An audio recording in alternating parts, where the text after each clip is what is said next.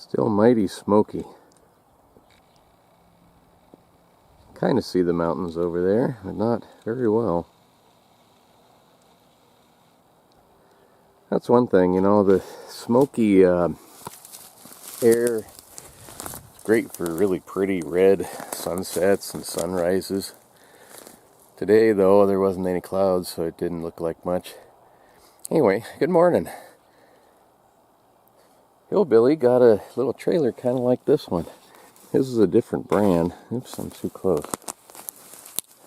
I like this little trailer. This is the one we got to go see my mom and go over to see them at their house. His is set up a little differently inside. It sounds like the length of them, not the same. His has a kind of a mess. We got a bunch of stuff in here. Mine has the refrigerator down here underneath the sink. The stove and oven and stuff's the same spot as his. His has a bunch of cupboards here instead. Mine has the cupboards on this side and a closet over here. I like his refrigerator being up here better than I do down here on the ground. But it works. It's a pretty comfortable little thing. We haven't got a chance to use it very much. The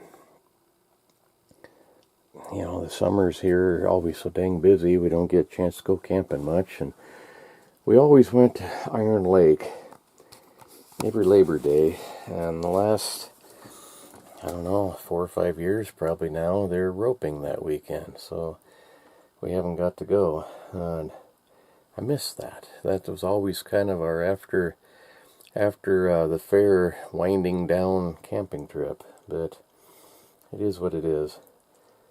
This little motor here, this one's a little 6.5 horse Predator motor, they call them, from Harbor Freight. I bought this, I think last year, along with some clutch parts and things. I need to put that into my Snow Dog. That motor that's in there is really too big. It's top heavy for one thing, and it's got too much power. I found out that the torque converter, they call it, isn't rated to handle that motor, which is partly why why it reared up and jumped over the fence and tried to run over Cindy's greenhouse. And when Hillbilly and Miss Kitty were here, I tried to get him to ride it, and it stuck then too. And it's like, yeah, I ain't riding that thing. I don't blame him. It was pretty funny though. So anyhow, got kind of a strange smell to it. I need to, kind of musty smelling. I need to get some baking soda or something. I got some windows open to air it out, but it's still kind of funny smelling. Anyway, by golly, folks, I got it fixed. Got it fixed. At least I hope I got it fixed. Got the wheels on it on both sides. The driver's side,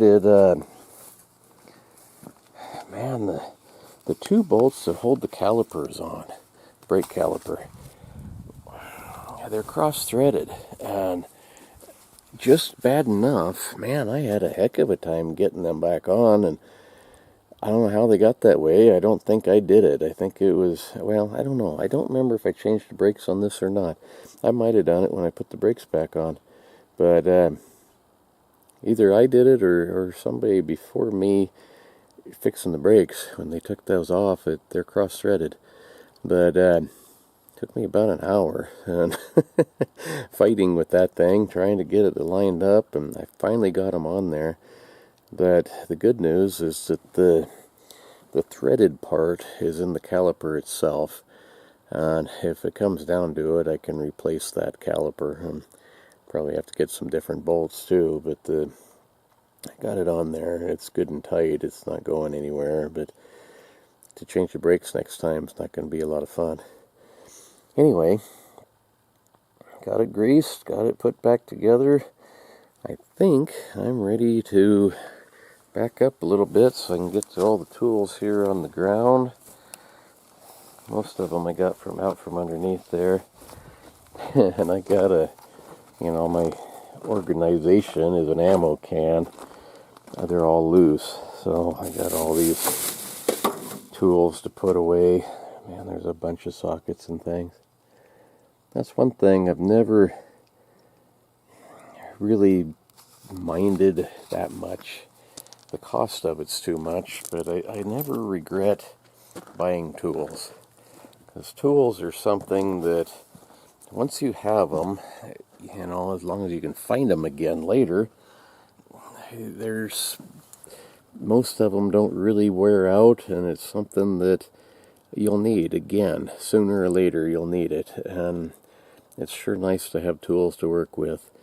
And like I say, the cost of them kind of makes that a little tough, though.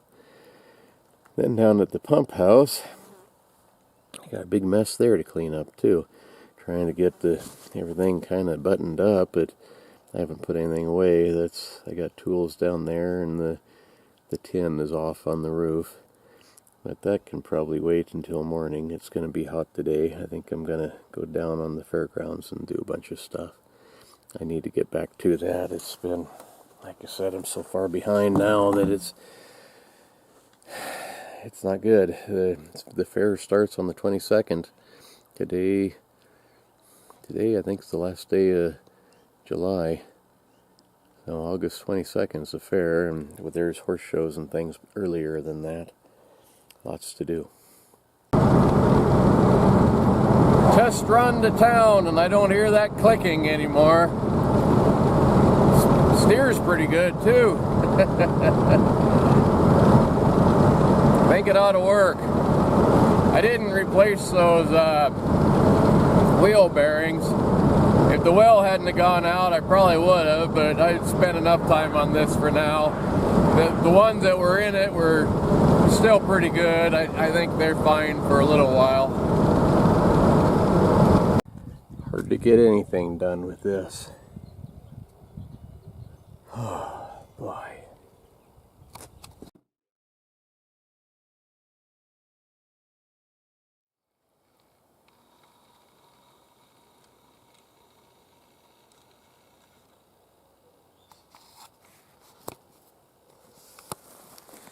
Well, today it didn't go quite as planned, but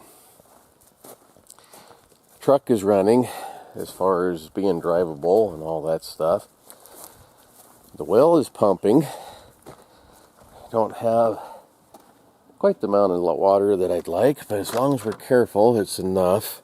Cindy's out watering it right now, watering the garden and the yard.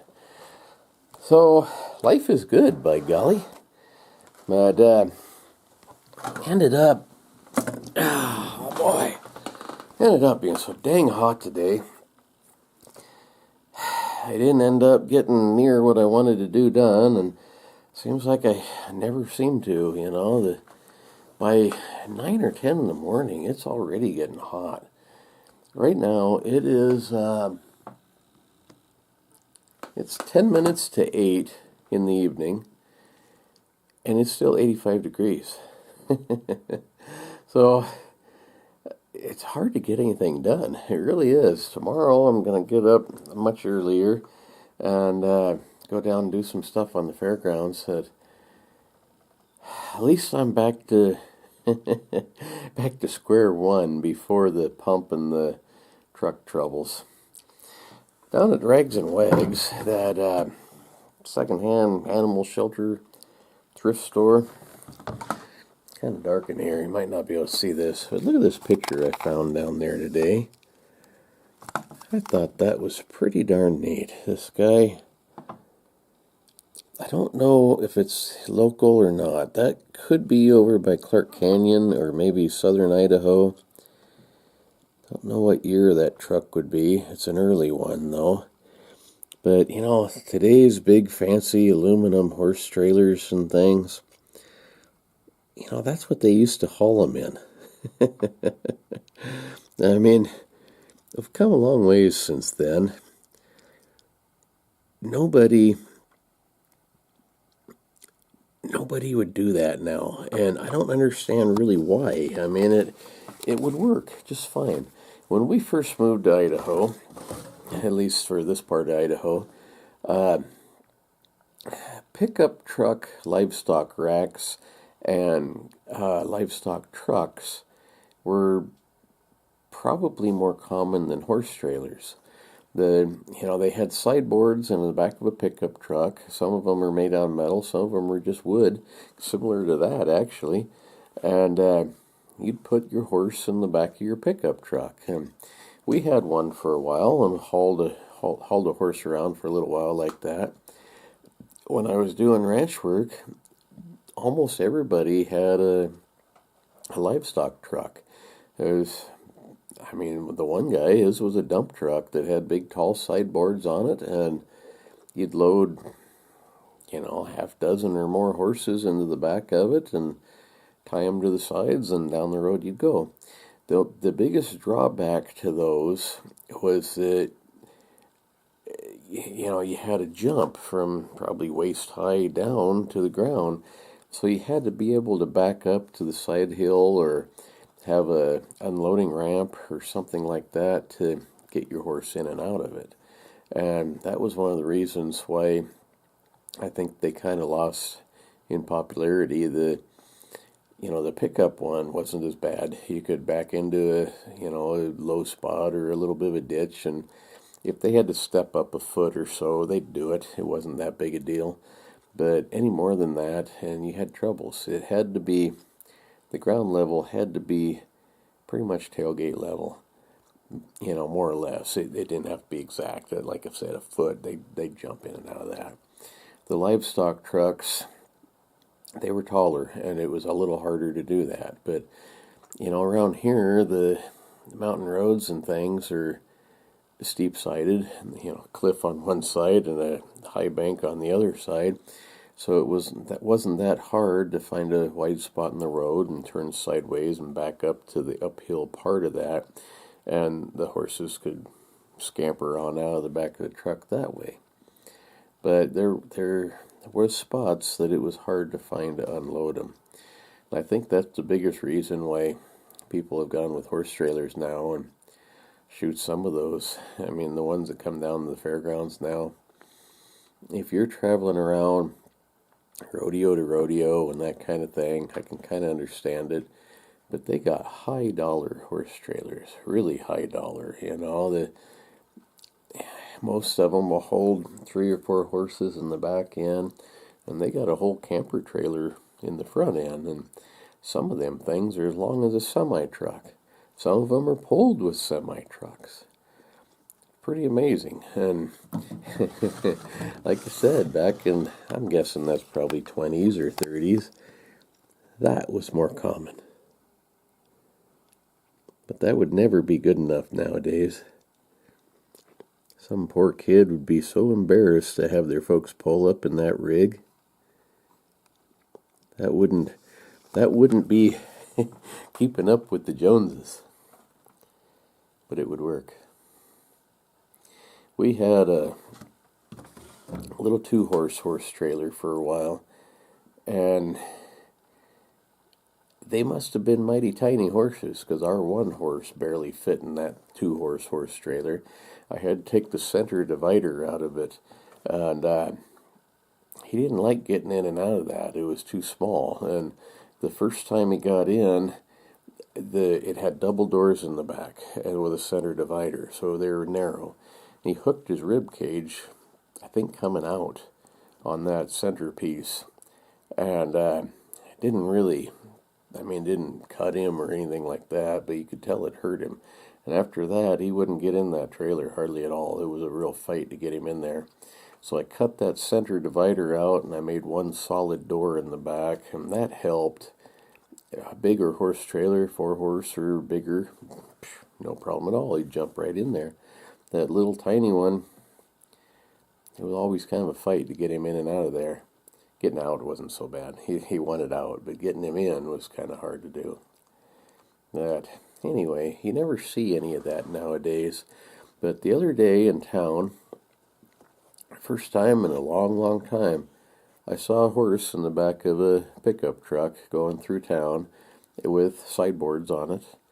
And kind of got me to thinking about this, that you don't see that anymore, and you just don't. It's kind of a thing of the past.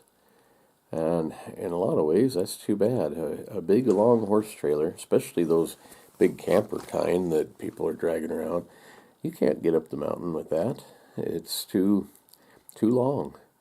That little horse trailer we got, it's a 4-horse, but again, it's small. You'd have to have small horses. But that's about all the bigger I'd want to pull up that mountain. Now, in the back of a pickup, you can go about anywhere. Livestock trucks, you can go about anywhere. That guy I knew that had the dump truck with the sideboards and turned it into a livestock trailer, because it was a dump truck, he could back up to the bank, and if it wasn't quite tall enough to get in and out, he'd tip that he'd tip that dump truck up a little bit. Them horses would get to scrambling in there pretty good sometimes, but they wanted out pretty bad when that was happening. Oh, shoot. Like I say, it's funny how things change. That wasn't that long ago. That was in the 1990s, which, I don't know. I guess I'm getting old. That might have been longer ago now than what people think of as being a long time ago. Anyway, folks, I didn't get a lot filmed today. I had a friend stop by. I made him a gun holster here quite a while back, and he brought it back. He wanted a strap across the top with a snap on it. So I put that on for him, and we got to visiting and stuff, and it was too hot to do much anyway, and didn't get a whole lot of anything really done today. But I did get my truck back together. The truck is running, the pump house is running. I got tools everywhere. And I got to put the roof back on the pump house, and the air compressor's down there, and geez, I don't know what all. A bunch of tools and things. And well, that's a tomorrow thing. See you then. Bye.